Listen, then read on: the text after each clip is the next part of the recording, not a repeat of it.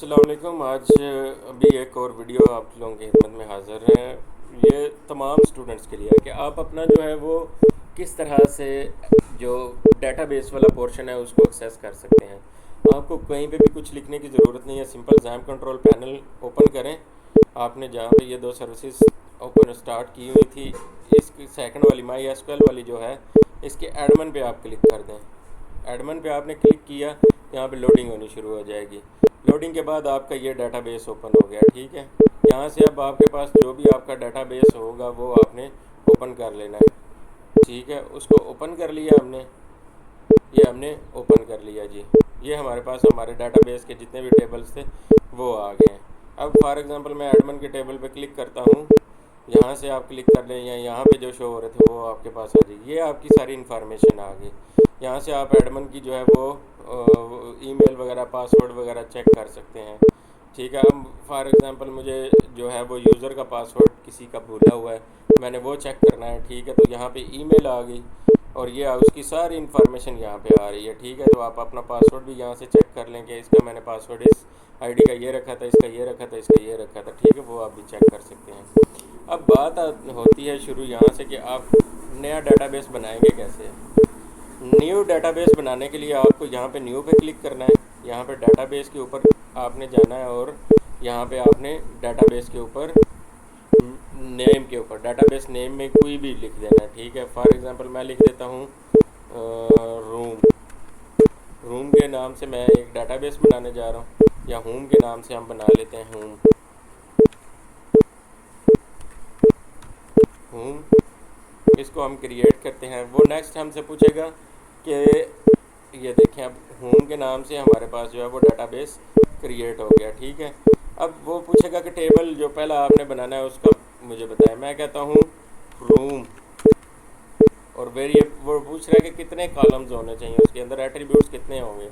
तो मैं कहता हूँ जी 5-6 जितने भी हों। ठीक है, वो करके इतने वहाँ से सेटिंग और ओके कर देता हूँ। अब ये देखें, टेबल नेम हमने रूम रखा और नीचे उसकी अभी इंफॉर्मेशन हमने देनी है। अब एक इसकी आईडी होगी। ठीक है, अब यहाँ पे रूम नेम लिख लेते हैं। ठीक है, और इसकी विड्थ कितनी थी,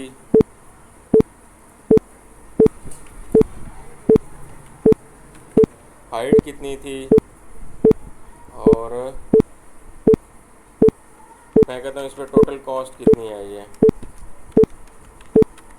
अब ये चीज़ें हमने लिख ली। आईडी जो है अब अगर आप देखें तो ठीक है, वो नॉर्मल 1 2 3 4 की फॉर्म में अगर आपकी चल रही है तो ठीक है। अगर आपकी वो नहीं चल रही, आपके बीच में जो है ना आपने खुद से उसकी आईडी इंटर करवानी है, तो उसके अंदर वो दूसरे आ रहे हैं, अल्फ़ाबेट्स भी आ रहे हैं, तो आप वार जार की जो है ना वो टाइप, यहाँ से ये डाटा टाइप्स हैं सारी, जो आप चाहते हैं वो सिलेक्ट कर लें। मैंने 1 2 3 रखनी है, बाकी मैंने कुछ भी नहीं करना है। यहाँ पे जाऊँगा, इसको एज अ प्राइमरी की भी मैंने बनाना है, तो मैं इसको auto increment AI auto increment पे क्लिक कर दूंगा। अदरवाइज़ आप क्या कहते हैं, यहाँ पे जाएं। ठीक है, इसके ऊपर जाके यहाँ पे प्राइमरी पे क्लिक करें, वो फिर भी आपकी हो जाएगी। ठीक है, अब रूम नेम है, नेम जो है वो टैक्सी फॉर्म में होता है, तो मैं इसको बार जार में ले लूँगा। अब इसकी कोई लेंथ भी हमें स्पेसिफाई करनी है। मैं कहता हूँ 256 वर्ड्स की होनी चाहिए लेंथ इसकी। अब विड्थ है, विड्थ जो है वो आपकी इंटीजर में भी हो तो कोई मसला नहीं है। ठीक है, हम इसको इंटीजर में ही रहने देते हैं।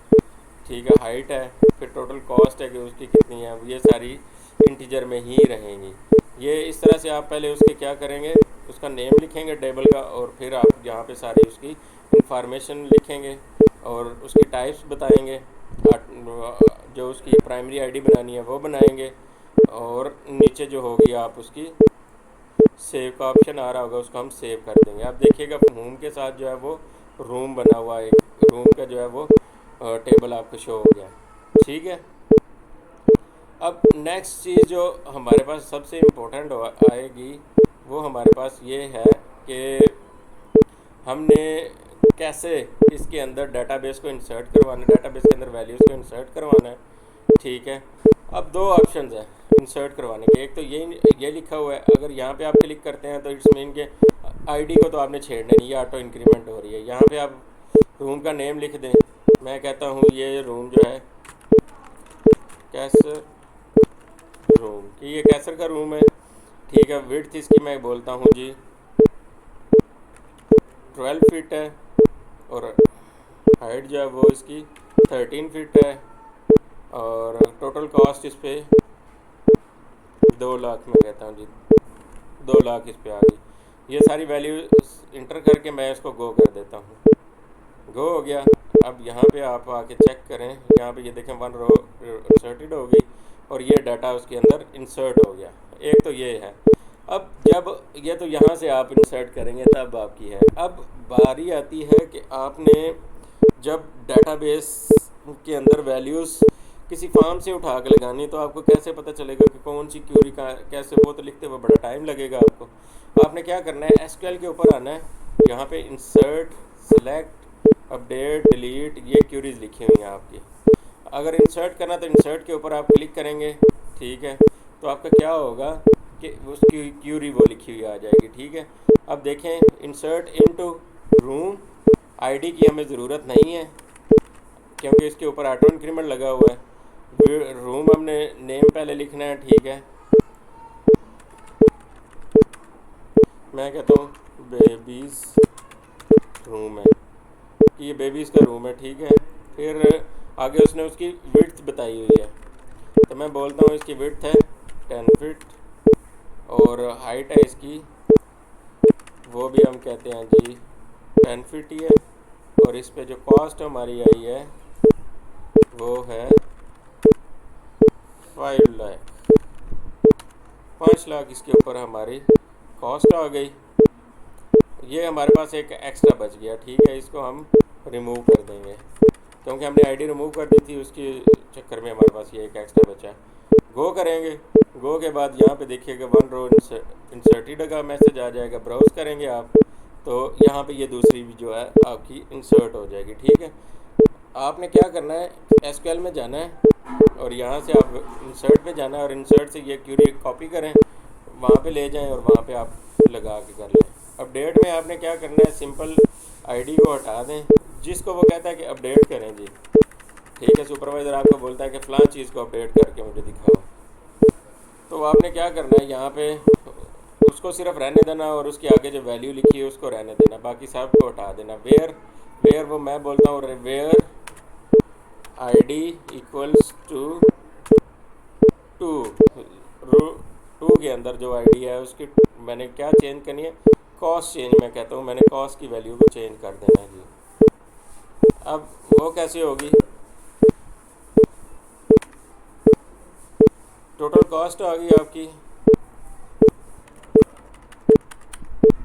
टोटल कॉस्ट में मैं कहता हूँ कि 5 लाख नहीं जी, यहाँ पे तो हमने और काम कराया था, 6,70,000 हमारी कॉस्ट आई है।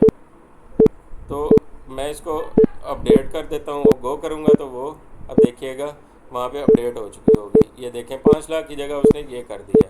इस तरह से आप अपनी इंसर्ट की क्यूरी लगाएंगे। अब आपके पास एक क्यूरी रह जाती है डिलीट की। डिलीट में मैं कहता हूँ where delete from room, where ID equals to, मैं कहता हूँ आईडी 1 है, ठीक है। वो सारे उसका सारे का सारा डाटा जो है वो डिलीट कर दो। मैं यहाँ से गो करूँगा, आईडी 1 जो होगी वो मांग रहा है कि आर यू श्योर कि आप डिलीट करना चाह रहे हैं। यहाँ पे मैं जाऊँगा, ब्राउज़ करके देखता हूँ तो रो 1 को उसने उड़ा दी है, ठीक है। दोबारा एसक्यूएल में जाऊँगा, आखिरी क्यूरी आपकी रहेगी सिलेक्ट वाली, select where ID equals to 2, ID 2 जहाँ पे हो वो वाला डाटा मुझे निकाल के दे दो। तो वो क्या करेगा, आईडी 2 अब रहेगी, आईडी 2 गई थी तो वो ये देखें उसने मेंशन कर दिया आईडी 2 का डाटा आपके पास सारे के सारा आ गया। तो ये 4 क्यूरीज आपके पास यूज़ हो रही हैं, ठीक है। आपको सिर्फ ये पता होना चाहिए कि इंसर्ट ये क्यूरीज कौन सी किस लिए होती है। सिलेक्ट की क्यूरी जो है डाटा को फिल्टर के लिए यूज़ करते हैं हम। इंसर्ट की क्यूरी डाटा किसी टेबल के अंदर इंसर्ट करवाने डालने के लिए हम यूज़ करते हैं। अपडेट की क्यूरी जो है वो हम किसी डाटे को अपडेट करने, किसी स्पेसिफिक कॉलम को या पूरी रो को भी अगर आप अपडेट करना चाह रहे हैं तो अपडेट की क्यूरी से मदद आप कर सकते हैं। देन आपके पास डिलीट की क्यूरी आती है। डिलीट की क्यूरी से अगर आप किसी रो को डाटे को उड़ाना चाह रहे हैं, ठीक है, आप उसको डिलीट करना चाह रहे हैं तो आप उसको कर सकते हैं। तो ये इसके पर्पज़ हैं। ये है डेटाबेस का ओवरऑल व्यू जो है आपके पास। तो आई होप कि आप लोगों को इस चीज़ की समझ आई होगी। इसमें कोई भी आपको क्यूरी हो आप इसके बारे में मुझसे डिस्कस कर सकते हैं। चैनल को सब्सक्राइब कर दीजिएगा, बेल आइकन को प्रेस कर दीजिएगा, ताकि आने वाले टाइम में जो कोई भी प्रोजेक्ट से रिलेटेड आपको यहाँ पे कोई इंफॉर्मेटिव चीज़ प्रोवाइड की जाए तो आप तक एक्सेस हो सके उसकी।